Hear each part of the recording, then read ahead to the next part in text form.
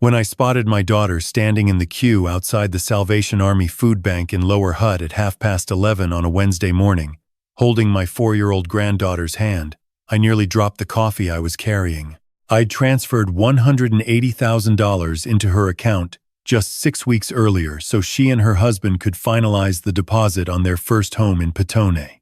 There was no earthly reason for her to be queuing for emergency groceries. I stopped on the footpath across the road, half hidden behind a parked delivery van, and watched her for a long moment.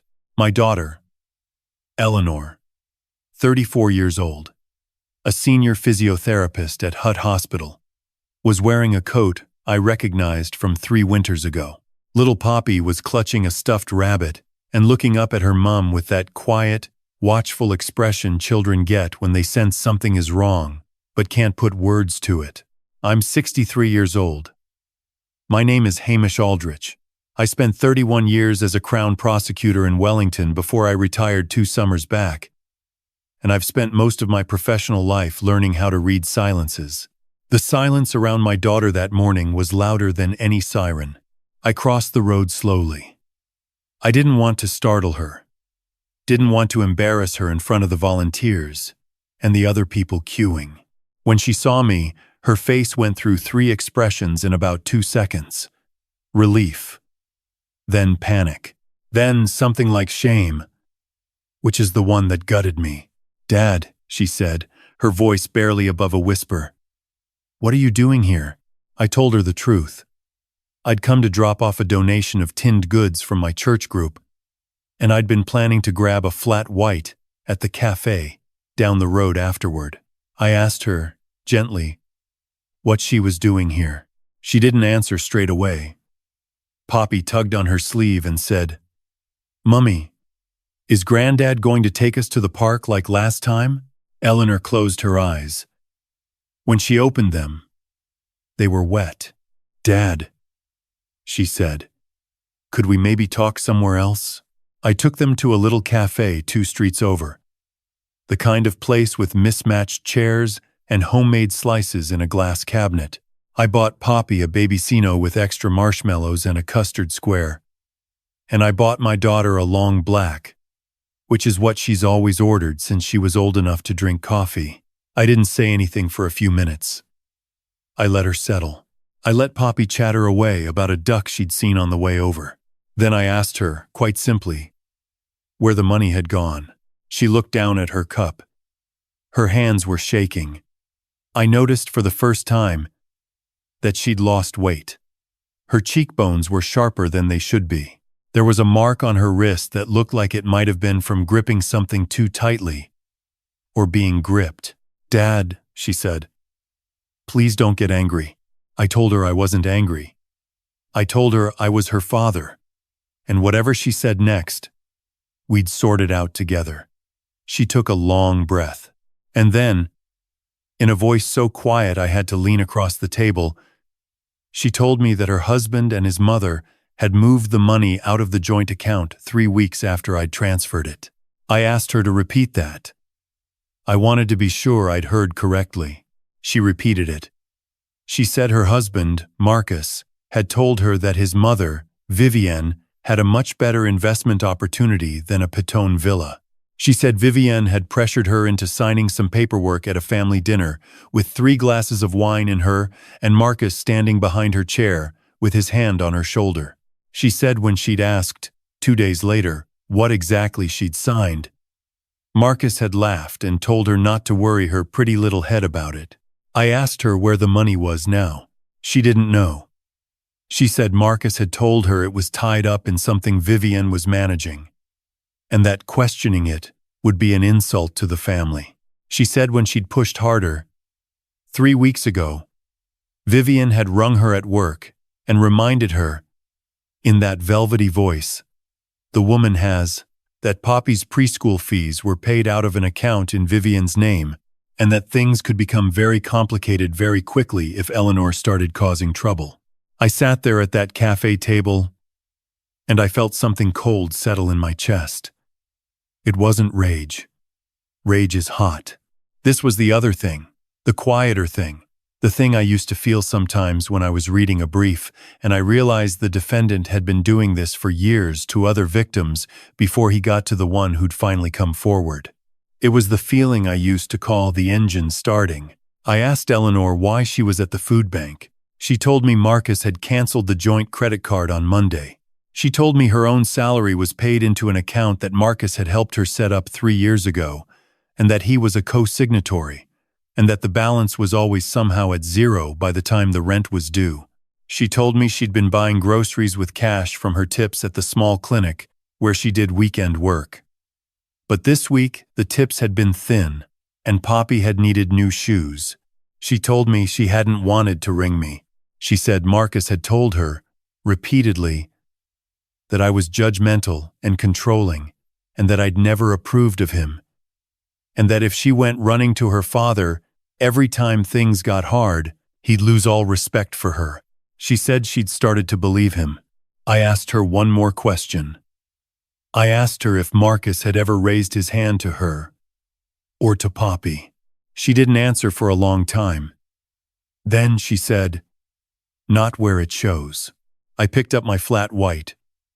I drank it slowly. I watched my granddaughter coloring in a placemat with crayons the cafe had given her, drawing what looked like a house with a sun above it and 3 stick figures holding hands. I thought about my own father, who'd been a hard man in many ways, but who'd taught me one thing very clearly. He'd taught me that when something has gone wrong with your family, you don't shout, and you don't accuse, and you don't lose your temper. You go quiet. You watch. You learn. And then, when the time is right, you act once, and you act properly. I reached across the table and took my daughter's hand. "Sweetheart," I said, "I want you to do exactly 3 things for me. I'm not going to ask you to do anything else. Will you trust me?" She nodded. I told her, first, to say nothing to Marcus about our meeting. Not a word. To go home and behave exactly as she had been behaving. Second, to bring Poppy round to ours for dinner that Saturday, as we'd already arranged the previous month. Tell Marcus it was just a normal visit. Third, and this was the important one, to gather every single document she could find in the house, photograph it on her phone, and email the photographs to a Gmail address I would set up for her that afternoon. Bank statements, the paperwork she'd signed at the dinner, property documents, Marcus's pay slips, if she could find them, Vivienne's correspondence, anything with a name, a number, or a signature on it. She asked me what I was going to do. I told her I was going to make 1 phone call. She asked me to whom. I told her that was my business, and that the less she knew, the safer she was. I told her that for the next 2 weeks, she was to be the most ordinary, agreeable, slightly tired wife and daughter-in-law in the Hutt Valley, and that whatever happened, she was to act surprised when it happened. She started crying, quietly, with her face turned away from Poppy. I gave her my handkerchief, the same kind my own father used to carry, and I told her that I was sorry. I told her I should have noticed sooner.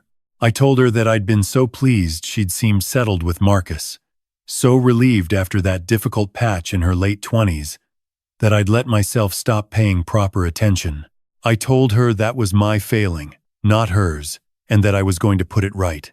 She drove herself and Poppy home in the Toyota I'd given her last Christmas, the only thing in her life that seemed to still be in her own name, and I sat in the cafe for another 20 minutes after they'd gone. I ordered another coffee. I didn't drink it. I was thinking. Then I rang Geraldine Tukairangi. Geraldine and I had started at the Crown Solicitor's office in the same intake, back in 1993. She'd gone into commercial fraud, and I'd gone into violent crime. And over 30 years, our paths had crossed more times than either of us could count. She was now a partner at one of the bigger firms in Wellington, and she sat on 2 regulatory boards. If anyone in this country could tell me, quickly and quietly, what had happened to my daughter's $180,000, it was Geraldine. She picked up on the second ring. I told her I needed her professional advice on a family matter, and that I'd be at her office in an hour. She said, "Hamish, you've got that voice. Should I be worried?" I told her she shouldn't be worried. I told her someone else should be. I drove into the city. I sat with Geraldine for nearly 2 hours. She made notes on a yellow legal pad in handwriting that hadn't changed in 3 decades. She asked me sharp, specific questions, the kind that prosecutors ask. By the end of it, she'd told me 3 things that I hadn't fully understood before. First, the paperwork my daughter had signed at that family dinner was almost certainly a deed of trust or a loan agreement, and depending on its wording, Eleanor might have unwittingly become liable for debts she had no knowledge of. Second, if Vivienne had been moving money through accounts and investments without proper disclosure, there was a real possibility we were looking at financial elder abuse in reverse, where a younger family member is the victim, plus straightforward fraud. Third, if Marcus had been controlling Eleanor's salary account and isolating her financially, that was coercive control. And in this country, since the law changes a few years back, that could constitute family violence in itself. Geraldine then told me something I hadn't expected. She said the surname Vivienne went by, the surname Marcus had taken when he was 18, had come up on her radar before. 2 years ago, a colleague of hers had handled a case involving a woman of the same name who'd been the subject of a disputed will in Tauranga. The estate had eventually settled out of court, but there had been allegations of undue influence over an elderly relative who'd subsequently died. I asked her if this could possibly be the same woman. She made another phone call from her desk while I sat there. She came off the line and nodded. "Same woman," she said. "Different victim. Same playbook." I asked her what she recommended. She told me to gather the documents from Eleanor first, before we did anything else. She said, with the right paperwork in hand, she could simultaneously file an urgent application for a freezing order over any assets connected to Vivienne, lodge a complaint with the Financial Markets Authority if there was any whiff of an unregistered investment scheme, and refer the coercive control matter to police family harm. She said if we did all 3 at once, on the same morning, the legal weight would land on Marcus and Vivienne so heavily and so simultaneously that they wouldn't have time to move money, hide records, or coordinate their stories. I told her to start drafting. I drove home that evening and I told my wife, "Margaret, everything. Margaret has been my wife for 38 years. She is a retired primary school deputy principal, and she has a way of going very still when she's furious that has frightened more than one 9-year-old into honesty over the years." She listened to me without interrupting. When I finished, she said only one thing. She said, "Hamish, I want her and Poppy in this house by the end of next week." I told her they would be. The next day, the documents started arriving in my Gmail inbox. Eleanor was thorough. She photographed everything. Bank statements going back 2 years. The paperwork from the dinner, which Geraldine confirmed within an hour, was indeed a personal guarantee. Eleanor had unknowingly signed for a loan Vivienne had taken out against a property in Kandala. Marcus's payslips, which showed an income roughly 40% higher than what he'd been telling Eleanor he earned. A whole folder of emails between Marcus and Vivienne discussing what they called, in writing, managing Ellie. The word managing appeared 17 times across those emails. Geraldine highlighted it in yellow. There was also a folder Eleanor had labeled simply Poppy. It contained a series of text messages from Vivienne in which she told Eleanor, in language that was always just careful enough to deny later, that good mothers did not create instability for their children, that custody outcomes were very unpredictable if mothers were seen as uncooperative, and that she, Vivienne, knew several family lawyers personally. There were 11 such messages over 4 months. When I read those messages, I had to put the laptop down and walk out into the back garden for 10 minutes. That weekend, Eleanor and Poppy came round for dinner. Marcus was apparently away on a business trip with his mother in Queenstown, which Geraldine and I had already noted with some interest, since Vivienne had moved $72,000 from one of her accounts into a new account that same week. Margaret made a roast lamb. Poppy fell asleep on the couch watching a cartoon. After Margaret had tucked her into our spare room, the room that had been Eleanor's growing up, the three of us sat at the kitchen table, and I told Eleanor what was going to happen on Tuesday morning. I told her that at 9 o'clock, Geraldine would be filing the freezing order. At 9:15, the complaint to the Financial Markets Authority would be lodged. At 9:30, 2 officers from Hutt Valley Police Family Harm would be visiting her at home, by appointment, with a victim advocate, to take her statement. By 10 o'clock, Marcus and Vivienne's bank accounts would be frozen, their assets ring-fenced, and a temporary protection order would be in place. I told her she did not need to be brave on Tuesday. She only needed to be honest. She started crying again. Margaret got up and stood behind her chair and put both hands on her shoulders, the way she used to when Eleanor was little and had a bad dream. I told her one more thing. I told her that whatever Marcus and Vivienne said to her between now and Tuesday, however they tried to charm her or threaten her or guilt her, she was to remember 3 words. I gave her those 3 words. You are safe. Tuesday morning came. I sat at my kitchen table at 9 o'clock with my phone in front of me and a cup of tea going cold in my hand. Geraldine rang me at 9:04 to confirm the freezing order had been granted and served. She rang me again at 9:18 to confirm the FMA complaint had been formally received. At 9:36, Eleanor texted me a single word: police. At 11:15, my phone rang. It was Marcus. I knew it would be. He was shouting before I'd finished saying hello. He was telling me I'd ruined everything, that I had no idea what I'd just done, that this was a family matter and I had no right to interfere. He was telling me his mother was a good woman and that I'd regret this for the rest of my life. I let him talk for nearly 4 minutes. I'm a patient man, and I know how to let people show me who they are. When he ran out of breath, I asked him one question. I asked him whether he had ever, on any occasion, struck my daughter or my granddaughter. There was a pause on the line. It was a long pause. Long enough that I had my answer. I told him, very calmly, that he was going to be hearing from the police later that day on a separate matter, and that he should consider engaging a criminal lawyer rather than the property solicitor he and his mother shared. I told him not to ring me again. I told him not to ring my daughter, my granddaughter, or my wife. I told him that any communication from this point forward would be through Geraldine's office.